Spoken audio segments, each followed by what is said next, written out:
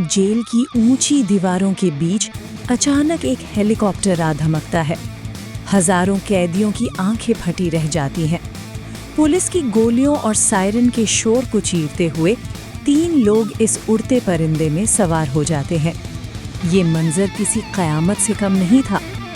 क्या हाल है दोस्तों? आज की कहानी सिर्फ एक एक्शन थ्रिलर नहीं है, बल्कि ये दास्तां है भरोसे के कत्ल की, जहां एक बेटा अपने मुंह बोले पिता को मात दे देता है। कहानी की शुरुआत होती है ऑस्ट्रेलिया की एक खौफनाक जेल से, जहां की ऊंची दीवारें दुनिया को अंदर आने से रोकती हैं। यहाँ एक 19 साल का लड़का JR कदम रखता है।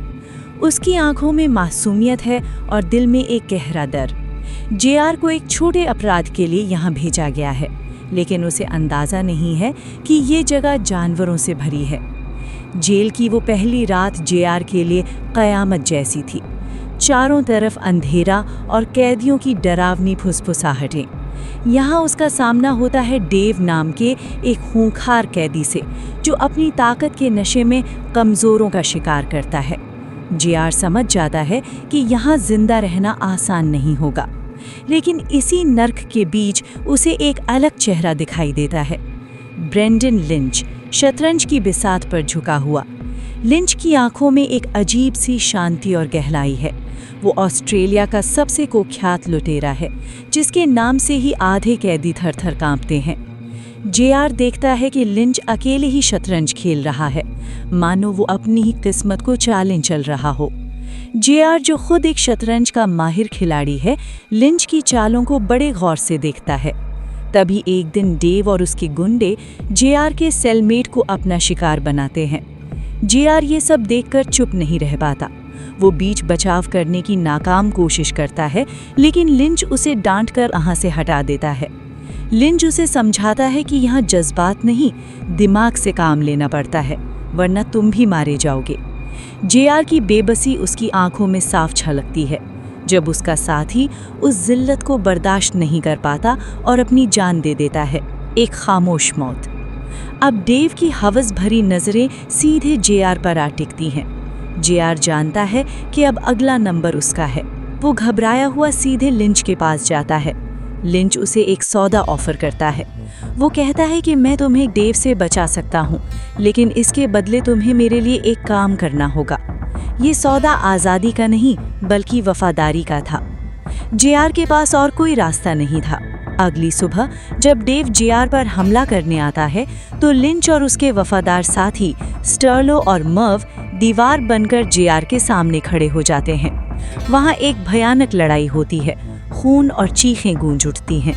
लिंच के लोग बेरहमी से डेव को मार देते हैं। उस दिन JR ने सीखा कि ताकत ही इस दुनिया का सच है। लिंच अब JR का संरक्षक बन चुका था, बिल्कुल एक पिता की तरह जो अपने बेटे को चलना सिखाता है। वक्त बीतता है और JR अपनी सज़ा पूरी करके जेल की उस अंधेरी दुनिया से बाहर आ जाता है। लेकिन उसका असली इम्तिहान तो अब शुरू होने वाला था। रिहाई के बाद वो आज़ाद तो था, लेकिन वो लिंच के एहसानों तले दबा हुआ था। JR को बाहर आकर सैम नाम के क्राइम लॉर्ड से मिलना था। सैम एक बेहद अमीर और ख़तरनाक आदमी है, जो लिंच के जेल ब्रेक का इंतज़ाम कर रहा है। JR को एक लग्जरी अपार्टमेंट और लिंच का एक ब्रीफकेस मिलता है। तभी उसकी मुलाकात होती है ताशा से। ताशा की खूबसूरती किसी को भी दीवाना बना दे, लेकिन उसकी आंखों में एक गहरा दर्द छुपा है। वो JR को पैसे और फ़ोन देने आती है, और JR का दिल पहली ही नज़र में उस पर धड़कने लगता है।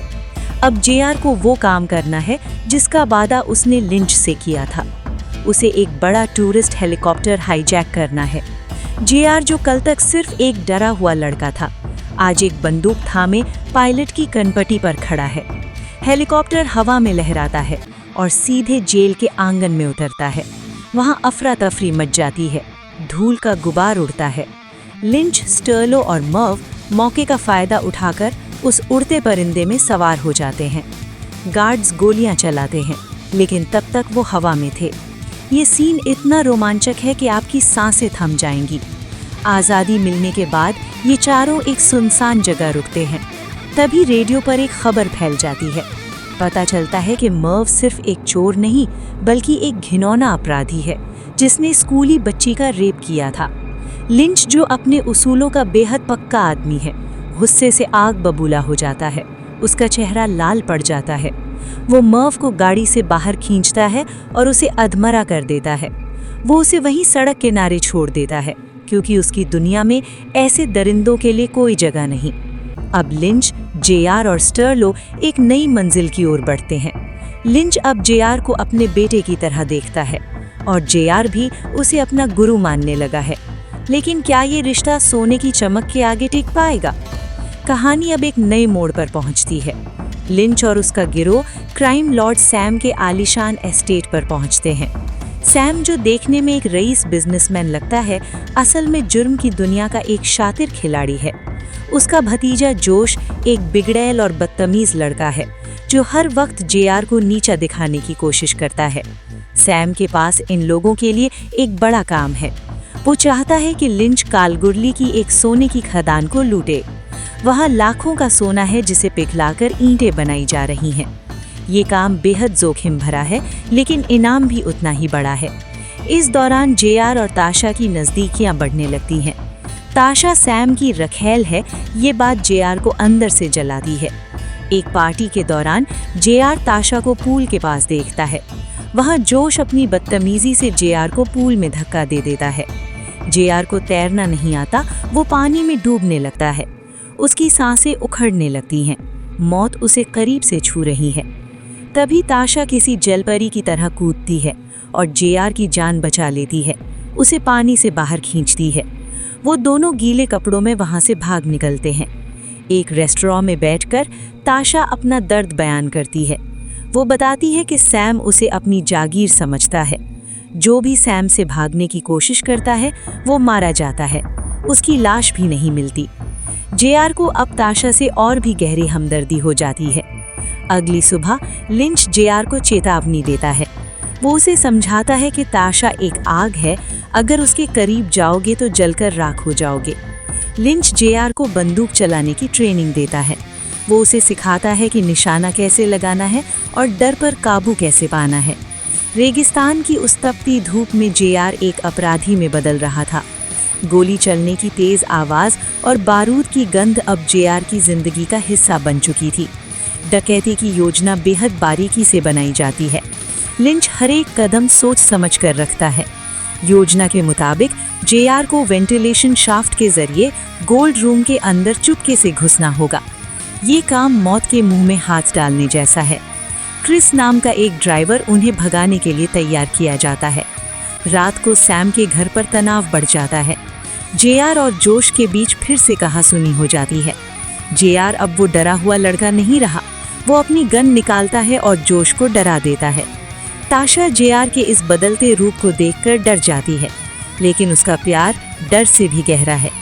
वो दोनों रात के अंधेरे में चुपके से मिलते हैं। समुद्र के किनारे लहरों के शोर के बीच वो एक दूसरे के हो जाते हैं, जैसे कल का कोई भरोसा ना हो। अगले दिन वो बड़ा दिन आ जाता है। गिरोह खदान में घुसपैठ करना शुरू करता है। जेआर एक संकरी और अंधेरी सुरंग में रेंगता हुआ गोल्ड रूम की छत पर पहुंचता है। उसका दिल जोरों से धड़क रहा है। नीचे कर्मचारी सोना पिघवाने में लगे हैं। तय समय पर जेआर छत से नीचे कूदता है। उसके हाथ में बंदूक है और चेहरे पर पसीना। वो कर्मचारियों को डराता है ताकि कोई अलार्म न बजा दे। लिंच और बाकी लोग दरवाजा तोड़कर अंदर आ जाते हैं। सब कुछ प्लान के मुताबिक चल रहा था, लेकिन जोश की बेवकूफ़ी सब गुड़-गोबर कर देती है। लिंच उसे बंधकों पर नजर रखने को कहता है, लेकिन जोश अपने ईगो में अंधा होकर एक कर्मचारी के पैर में गोली मार देता है। गोली की आवाज सन्नाटे को चीर देती है। लिंच का गुस्सा 7वें आसमान पर पहुंच जाता है। वो जोश की नाक पर एक जोरदार मुक्का मारता है। हड्डी टूटने की कड़क आवाज आती है। तभी पुलिस की सायरन सुनाई देने लगती है। बाहर का माहौल जंग के मैदान में बदल जाता है। लिंच, जेआर और बाकी सब कर्मचारियों के कपड़े पहन लेते हैं। वो असली कर्मचारियों को बंदूक की नोक पर ढाल बनाते हैं। जैसे ही वो बाहर निकलते हैं, पुलिस उन्हें घेर लेती है। लिंच बंधकों को छोड़ देता है और अंधाधुंध गोलियां बरसाने लगता है। हवा में बारूद का धुआं और गोलियों की बौछार है। क्रिस गाड़ी लेकर आता है, टायरों की चीख गूंजती है। वो लोग भागने की कोशिश करते हैं, लेकिन पुलिस की गोलियां स्टर्लो को जानकते हैं। स्टर्लो, जो लिंच का सबसे पुराना साथी था, खून से लथपथ होकर सीट पर गिर जाता है। क्रिस बड़ी मुश्किल से पुलिस की गाड़ियों को टक्कर मारता है और उन्हें वहां से निकालने में कामयाब होता है। गाड़ी के अंदर स्टर्लो अपनी आखिरी सांसें ले रहा है। वो लिंच से वादा लेता है कि उसका हिस्सा उसके परिवार को मिले, और फिर उसकी आंखें हमेशा के लिए बंद हो जाती हैं। सन्नाटा छा जाता है, सिर्फ इंजन की आवाज सुनाई देती है। स्टर्लो की मौत ने सबको अंदर से तोड़ दिया था, लेकिन ये तो बस बर्बादी की शुरुआत थी। सैम, जिसने वादा किया था कि वो सोने के बदले पैसे देगा, असल में एक बहुत बड़ा जाल बिछा चुका था। रेगिस्तान के उस सुनसान मोड़ पर सैम के आदमी उनका इंतजार कर रहे थे। लिंच, जेआर और ताशा सोना लेकर वहां पहुंचते हैं, लेकिन सैम वहां नहीं था, सिर्फ धोखा था। सैम के गुंडे उन्हें मारने की कोशिश करते हैं, लेकिन लिंच और जेआर वहां से बच निकलते हैं। उन्हें समझ आ जाता है कि अब उन्हें शिकार नहीं, शिकारी बनना होगा। जेआर को अब महसूस होता है कि इस खेल में कोई अपना नहीं। वो तीनों मेलबर्न के लिए रवाना होते हैं, जहां सैम अपना सोना बेचने की तैयारी कर रहा है। रास्ते का सन्नाटा तूफान से पहले की शांति जैसा है। मेलबर्न पहुंचकर वो सैम के ठिकाने का पता लगाते हैं। वहां एक बोट यार्ड में सैम का खास आदमी छिपा है। जेआर और लिंच वहां एक जोरदार हमला करते हैं। गोलियां चलती हैं, कांच टूटते हैं और आखिरकार वो जोश को पकड़ लेते हैं। जोश अब भी अपनी अकड़ में था, लेकिन लिंच के पास अब दया की कोई गुंजाइश नहीं थी। वो जोश को एक डीप फ्रीजर में बंद कर देते हैं। ठंड से जोश की हड्डियां कांपने लगती हैं। मौत के डर से उसकी सारी हेकड़ी निकल जाती है। वो बता देता है कि सोना एक स्टोरेज यूनिट में छिपा है। अब बारी थी सैम से आखिरी हिसाब चुकता करने की। लिंच और जेआर सैम की हवेली में दाखिल होते हैं। वो रात कयामत की रात थी। सैम अपने बेडरूम में बेफिक्र बैठा था, तभी लिंच मौत बनकर उसके सामने खड़ा हो जाता है। सैम को संभलने का मौका भी नहीं मिलता। लिंच उसे 2 गोलियां मारता है और सैम की कहानी वहीं खत्म हो जाती है। लेकिन असली क्लाइमैक्स तो अब शुरू होता है। सारा सोना अब लिंच के कब्जे में है। वो जेआर को सिर्फ $3.5 लाख देता है। ये जेआर के हिस्से का बहुत छोटा सा टुकड़ा था। लिंच उसे जाने के लिए कहता है, जैसे कोई मालिक नौकर को विदा करता है। जेआर की आंखों में एक अजीब सी चमक आ जाती है। वो मुस्कुराता है और लिंच की तरफ देखता है। जेआर कहता है, तुम्हें क्या लगा ब्रेंडन, मैं वही भोला भाला लड़का हूँ जिसे तुमने जेल में बचाया था?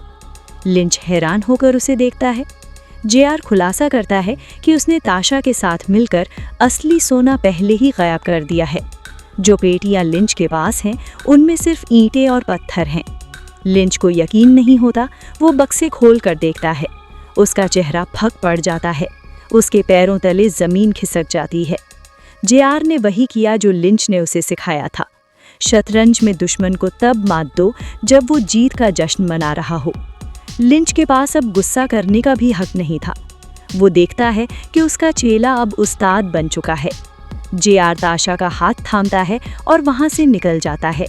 लिंच अकेला खड़ा रह जाता है उस खाली कमरे में।